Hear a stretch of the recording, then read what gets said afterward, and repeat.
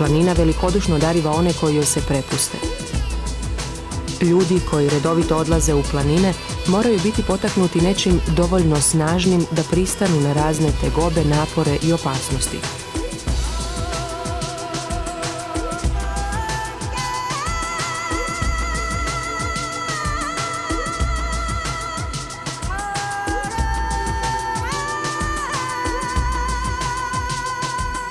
No kako odgovoriti na vječno pitanje onih koji nisu stekli taj običaj?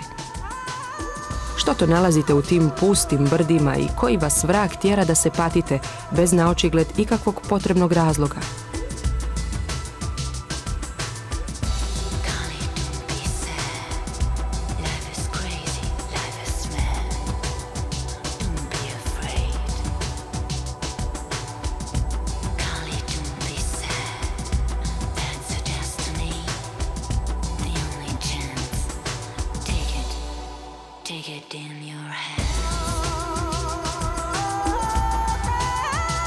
Ipak, razlog za odlazak u planine velik je kao i one same.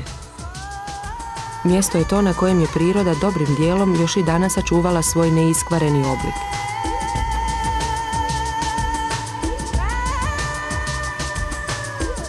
Poput velikog spremnika istine, ono što nazivamo prirodom nenadoknadiv je izvor znanja, sreće i blagostanja.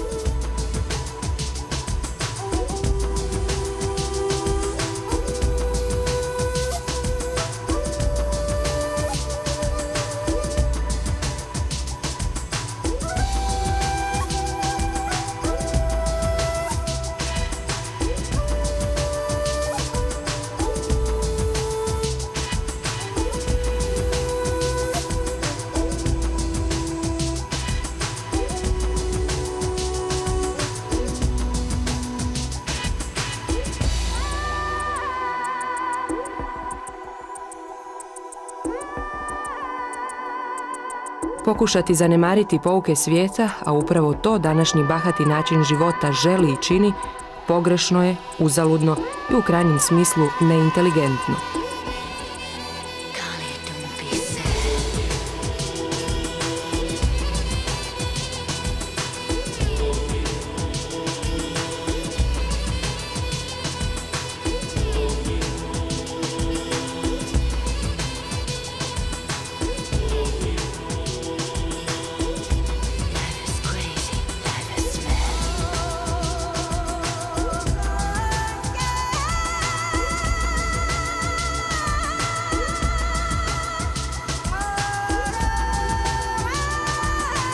Stati barem jednom u životu sam ispred beskraja.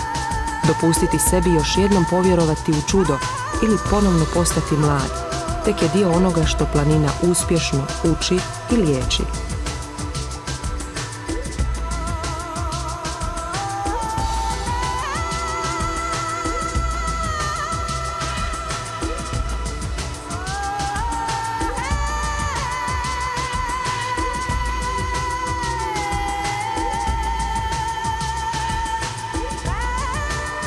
Jer planine su pune najljepših i čudesnih priča.